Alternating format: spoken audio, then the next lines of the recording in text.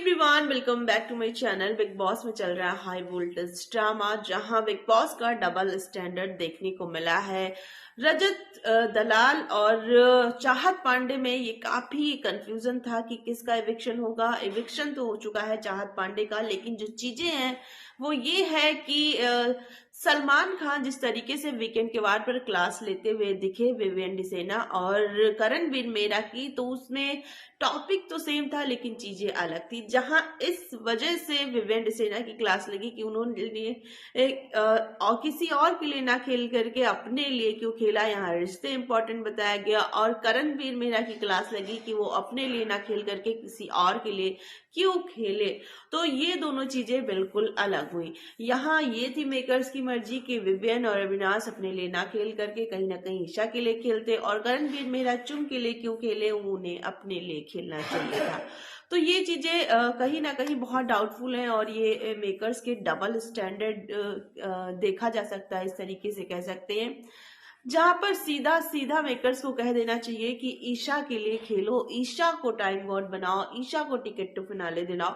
तो ये सीधा बोलना चाहिए था। ये इस तरीके से डबल स्टैंडर्ड बातें आई थिंक सही नहीं है फिनाले वीक में आने के बाद।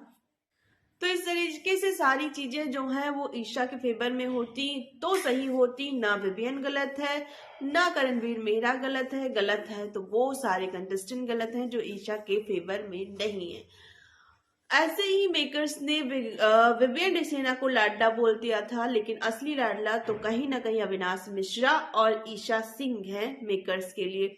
क्योंकि जिस तरीके से उन्हें सपोर्ट किया जा रहा है, उनके गलतियों पर भी विवियन को इस वजह से डांट पड़ी कि तुम चुम से सॉरी बोलने में लगे थे, जबकि दो क्यूट मेरे भोले भाले बच्चे और बच्ची मेरी दोनों तुम्हारे लिए परेशान थे, तुम्हें सपोर्ट किए थे, तो तुम उन्हें ना देख करके चुम से सॉरी बोलने में लगे थे। तो कहीं ना कहीं मेकर्स के जो लाडले और लाडली हैं वो अविनाश मिश्रा और ईशा सिंह है।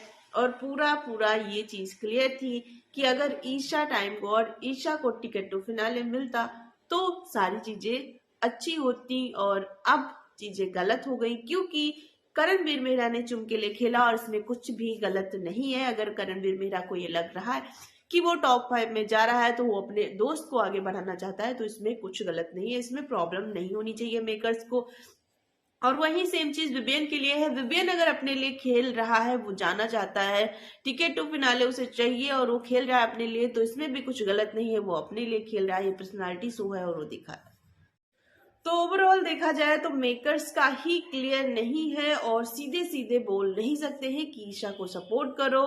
टॉप 5 में लेकर ईशा को जाना है कैसे भी। फिर आपका क्या कुछ है कहना, कमेंट बॉक्स में जरूर लिखेगा।